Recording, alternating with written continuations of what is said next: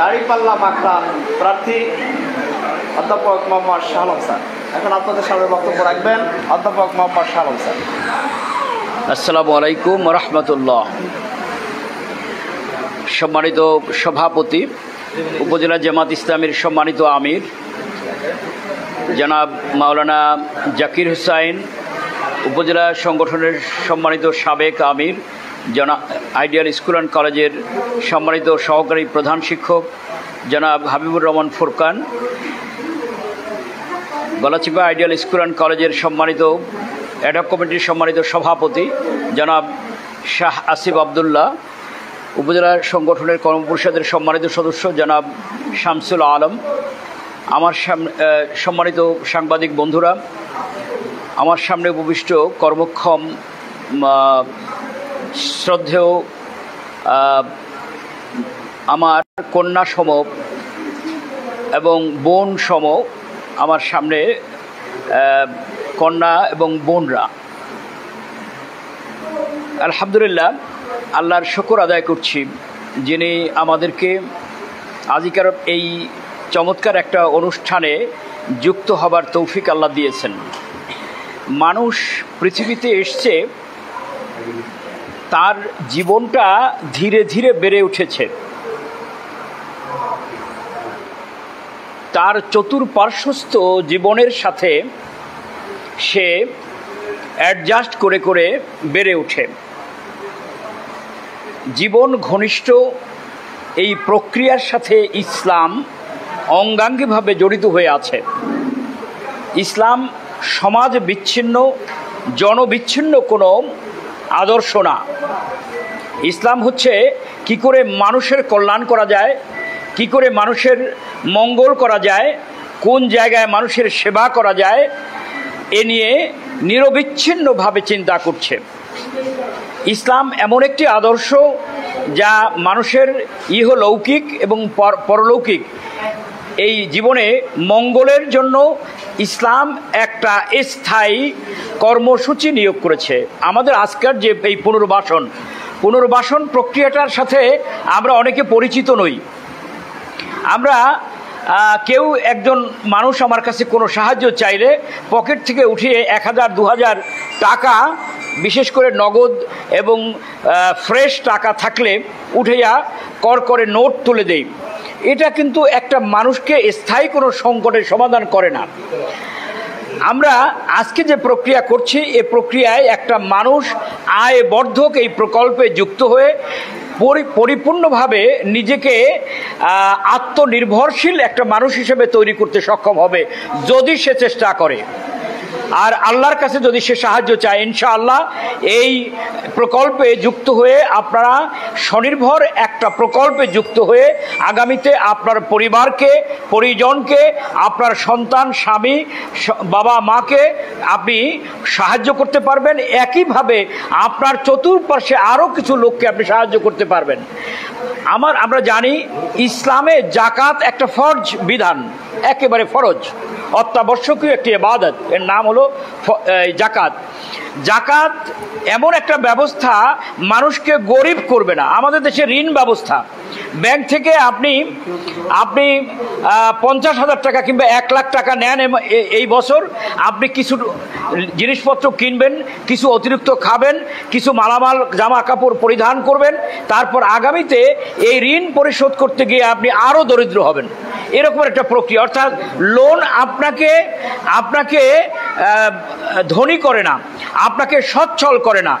এই যে দুনিয়াবি লোন, এই যে সুদি লোন সচ্ছল করে না, বরং ইসলামের এই জাকাত ব্যবস্থা পরিপূর্ণভাবে এই যে দারিদ্র দূরীকরণ করবে। কিভাবে দারিদ্র দূরীকরণ করবে আমি সুস্পষ্ট একটা প্রস্তাব আপনাদের সামনে পেশ করছি। আমরা বাংলাদেশে একটা হিসাব করে দেখেছি, যদি বাংলাদেশে যারা ধনী মানুষ আছে, সচ্ছল মানুষ আছে, এই মানুষগুলো যদি জাকাত দেয় তাহলে পরে তাদের জাকাতের টাকা অর্থাৎ মাত্র 2,243 জন মানুষের টাকা যদি এক জায়গায় জড়ো করা হয় আর সেই টাকাটা যদি সকল ইউনিয়নের মধ্যে বিলিবন্টন করা যায়, তাহলে পরে এই টাকার পরিমাণ যা দাঁড়ায় তাতে এক একটা ইউনিয়নের ভাগে জাকাতের টাকা পড়বে প্রায় 72 কোটি টাকা। একটা ইউনিয়নের ভাগে পড়বে জাকাতের টাকা, যে টাকার আপনার কিস্তি দেওয়া লাগবে না, যে টাকার আপনার আর কোনোদিন লোন দেওয়া পরিশোধ করা লাগবে না, এরকমের টাকা। এই 72 কোটি টাকা যদি একজন করে 1 কোটি করে টাকা দেন তাহলে পরে 72 কোটি টাকা পরিশোধ করা যাবে। 72 কোটি টাকা, 1 কোটি টাকা আপনাকে দিয়ে দিতে পারবে। এটা 1 লাখ টাকা না, 2 লাখ টাকা না, 100 লাখ টাকা 1 কোটি। এই 1 কোটি টাকা আপনাকে চিরকালের জন্য দিয়ে দেবে। আর আপনি ওই টাকাটা নিজে ব্যয় করে আপনি পুনর্বাসিত হয়ে, আপনি আত্মনির্ভরশীল হয়ে, আপনি স্থায়ীভাবে দারিদ্র্যকে নো বলে দেবেন যে না, আমার ঘরে কোনো গরিবানা হাল আসবে না, কোনো গরিবী অবস্থা আমার ঘরে থাকবে না, বরং আমি আগামী বছর ইনশাল্লাহ জাকাত দেব, আমি অন্যকে সাহায্য করব। আপনাকে আল্লাহ রাব্বুল আলামিন এরকমের একটি সাহায্য সহযোগিতার জায়গায় নেওয়ার জন্য জাকাতকে হালাল করেছেন। আমি সবাইকে বলবো, ইসলাম যদি প্রতিষ্ঠিত করা যায়, ইসলামকে যদি কায়েম করা যায়, তাহলে পরে আমরা চ্যালেঞ্জ করে বলতে পারি, যেই রাষ্ট্রে, যেই জনপদে, যেই সমাজ ব্যবস্থায় ইসলাম আছে, যেখানে জাকাত ব্যবস্থা প্রতিষ্ঠিত আছে, সেখানে কোনো গরিব মানুষ থাকতে পারে না। ইসলামী রাষ্ট্র এবং গরিবানা এ দুটো এক জায়গায় থাকে না, এক ছাদের নিচে থাকে না। হয় গরিবানা থাকবে, না হয় ইসলামী রাষ্ট্র থাকবে। ইসলামী রাষ্ট্র থাকলে দারিদ্র্য থাকে না, গরিবানা হাল থাকে না, অভাব থাকে না, দুস্থ অবস্থা থাকে না। সেই জন্য সকলকে আমি উদাত্ত আহ্বান জানাবো, আসুন আল্লাহর দিনকে ধারণ করি, আল্লাহর দিনকে মানি। আমি আল্লাহকে ভালোবাসবো, আল্লাহর কাছে সংকটের কথা বলবো, আমার অভাব থাকবে না। ইসলাম অর্থাৎ কোরআনের সমাজ তৈরি করব, কোরআনের পক্ষে থাকবো, এই জবান দিয়ে কোরআনের পক্ষে বলবো, হাত দিয়ে কোরআনের পক্ষে ভোট দেবো। ইনশাআল্লাহ এই রাষ্ট্র, এই সমাজ ব্যবস্থায় সকল প্রকার অভাব, দারিদ্র, দুস্থ অবস্থাটা পরিপূর্ণভাবে মিলে যাবে, মিটিয়ে যাবে। আর কখনো কোনো গরিব মানুষকে, অর্থাৎ এই আপনার কাছে হাত পাতবে এমন মানুষ খুঁজে পাওয়া যাবে না। আসুন আল্লাহর দিনকে পরিপূর্ণভাবে এই রাষ্ট্র, এই সমাজ ব্যবস্থায় কায়েম করি, তাহলে পরে সকলের অভাব মিটে যাবে ইনশাআল্লাহ। আমি সকলকে উদাত্ত আহ্বান জানাচ্ছি আল্লাহর দিনকে মানবার জন্য। আর অন্যকে, আল্লাহ রাসূল সাল্লাল্লাহু আলাইহি ওয়াসাল্লামকে জিজ্ঞাসা করা হলো, ইয়া রাসূলুল্লাহ সাল্লাল্লাহু আলাইহি ওয়াসাল্লাম, আমাকে ভালো দুটো আমলের কথা বলে দেন। আল্লাহ রসুল বললেন যে তুমি অন্য লোককে খাওয়াও। বোনরা, মারা, আমাদের মেয়েরা সাধারণত লোকদেরকে, অভাবী লোকদেরকে খাওয়ায়। এই অভাবী লোকদেরকে, যতই অভাবী লোকদের খাওয়াবো, অভাবী পাই না, যদি সুস্থ এবং সক্ষম মানুষকেও খাওয়াই, তারপর আল্লাহ সওয়াব দিবেন। এটা আল্লাহ রসুল বললেন। 1 2 নম্বরে বললে সালামের প্রচলন করো, তোমরা সালামের প্রচলন করো ব্যাপকভাবে, চিনেন অথবা না চেনেন। যদি এই সমস্ত লোকদেরকে সালাম দেই, তাহলে পরে ইনশাআল্লাহ এটি ইসলামী রাষ্ট্রের পূর্ব প্রস্তুতি। আসুন বাংলাদেশে আল্লাহর দিন কায়েম করি, কোরআনের পক্ষে থাকি, কোরআন পড়ি, কোরআন বুঝি, কোরআন আমল করবার চেষ্টা করি, এর মধ্যেই ইবাদত মনে করি। শুধু নামাজও ইবাদত, কিন্তু কোরআন পড়া আরেকটা বড় ইবাদত, কোরআন মেনে চলা আরেকটা বড় ইবাদত। এর চেয়ে, সকল ইবাদতের চেয়ে বড় ইবাদত হচ্ছে কোরআনকে একটি সমাজের বুকে প্রতিষ্ঠিত করবার জন্য চেষ্টা করা। চেষ্টা করব মুখ দিয়ে, চেষ্টা করব আমার টাকা দিয়ে, চেষ্টা করব আমার শক্তি দিয়ে। তাহলে আর রাতের আধারে যখন আমরা তাহাজ্জুদে উঠবো অথবা অন্য নামাজ আদায় করব, তখন আমরা আল্লাহর কাছে দোয়া করব, রব কারীম, আমার এই দেশ, আমার এই রাষ্ট্র, আমার এই জনপদে তুমি তোমার দিন কায়েম করো, কোরআনের আইন ও কানুন কায়েম করে দাও। আল্লাহ রাব্বুল আলামিন আমাদের সকলকে এই কোরআনের পক্ষে থাকার তৌফিক দান করুন, কোরআনকে মেনে চলার তৌফিক দান করুন, এবং আমার পরিবারকে ইসলাম সম্মত একটা পরিবার বানাবার জন্য আল্লাহ আমাদেরকে তৌফিক দান করুন। আমিন। ওমা তৌফিক ইল্লা বিল্লাহ। আসসালামু আলাইকুম।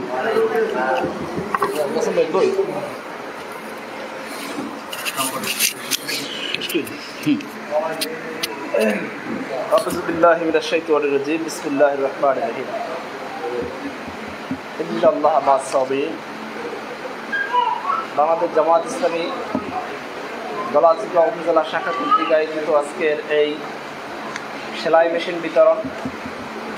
মেশিন বিতরণ উপস্থিত সম্মানিত প্রধান অতিথি, পটুয়াখালী জেলা শাখার সম্মানিত সাবেক আমির, পটুয়াখালী 3 আসনের সম্মানিত নমিনি, জনগণের বন্ধু অধ্যাপক মোহাম্মদ শাহ আলম,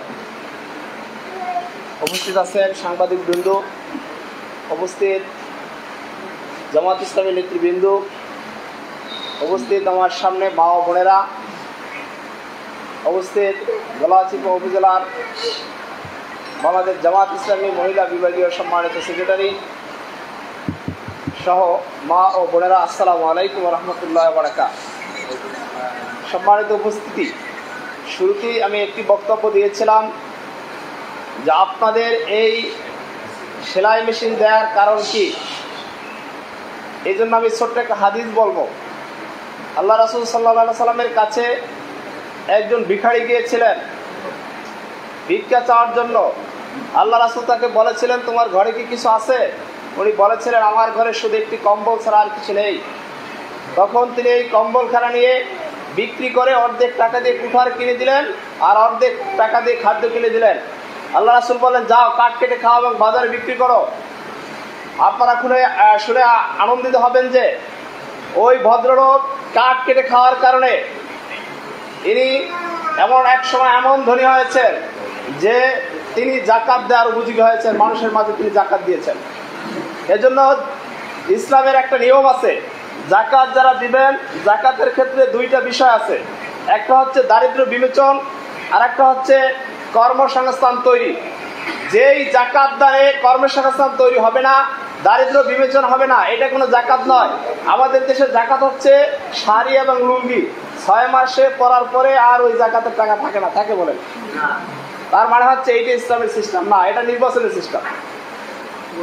আমি ধন্যবাদ জানাই আমাদের গলাচিপা দাসপিড়া উপজেলার সম্মানিত নমিনী দাড়িপাল্লা বাঁকড়ার সম্মানিত প্রার্থী অধ্যাপক মোহাম্মদ শাহ আলম স্যারকে, যে তিনি এই ধরনের শাড়ি লুঙ্গি নিয়ে আপনাদের সামনে আসেন নাই, আপনাদের সামনে এসেছেন এমন একটা বস্তু নিয়ে যেটা দিয়ে আপনাদের সংসার পরিচালনা করতে পারেন ইনশাআল্লাহ। সম্মানিত উপস্থিতি, আরেকটি বিষয় আমি আপনাদেরকে বলবো। আমি প্রায় বক্তব্যে এই কথাগুলো বলি। আমার দুটো মেয়ে আছে। আমার ছোট্ট মেয়েটা যখন 2 বছর বয়স, তখন তিনি বলেছিলেন, আমি খাবার মুখে তুলে দিয়েছিলাম, সে বলেছিল আমার হাতে দাও, আমার কি হাত নাই? কথাটা বুঝতে পেরেছেন? তার মানে হচ্ছে আপনাদের হাত আছে, আপনাদের কর্মক্ষমতা করার যোগ্যতা আল্লাহ আপনাদেরকে দিয়েছেন। অতএব আপনাদেরকে এই সেলাই মেশিন দিয়ে আপনার পরিবার সংসার পরিচালনা করতে হবে এবং বাড়ির আঙ্গিনায় যে জায়গাটা আছে এই জায়গাটাতে সবজি চাষ করতে হবে। মানুষের কাছে আপনার চাওয়ার কোনো কিছু নাই, আল্লাহর কাছে চাইতে হবে। আল্লাহ আপনাকে বরকত দিবেন, এদের আপনার সংসার পরিচালনা হবে এবং এটা হচ্ছে হালাল কামাই। এই কামাই করে আপনি যে নামাজ পড়বেন, ইবাদত করবেন, আল্লাহ তাআলা আপনার ইবাদত কবুল করবেন এবং জান্নাত নসিব করে দিবেন। অতএব শুধু নামাজ ইবাদত নয়, নামাজের সাথে আপনার এই পরিবার সংসার পরিচালনা ইবাদত। এই কথা বলি আমি আজকের প্রোগ্রাম এখানে সমাপনী ঘোষণা করছি। আসসালামু আলাইকুম রহমতুল্লাহ বারাকাতুহু। আমরা সাংবাদিকদেরকে ধন্যবাদ জানাবো। এই পাশে একসাথে একটু চা খাবো আমরা।